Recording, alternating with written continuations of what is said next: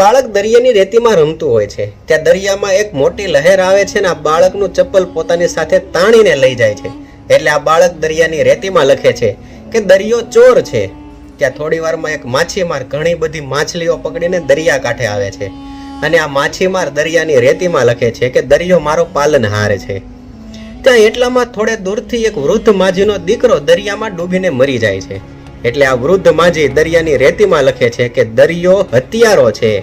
એટલી વારમાં એક વૃદ્ધ માણસ દરિયા કિનારે ચાલતો હોય છે અને તેને એક છીપમાંથી મોતી મળે છે. એટલે આ વૃદ્ધ માણસ દરિયાની રેતીમાં લખે છે કે દરિયો મહાદાની છે.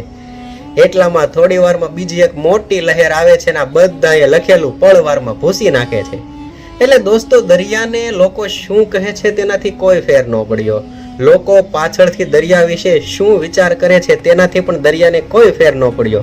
તે પોતાની મસ્તીમાં ચાલતો રહ્યો. દોસ્તો, એટલે આવી રીતે જો આપણે જીવનમાં સફળ થવું હોય તો લોકો આપણા વિશે શું વિચારે છે, લોકો આપણા વિશે શું કહે છે તેની ચિંતા કરવાનું છોડી દેવું અને આપણે આપણા લક્ષ્ય સુધી પહોંચવા માટે મહેનત ચાલુ રાખવી.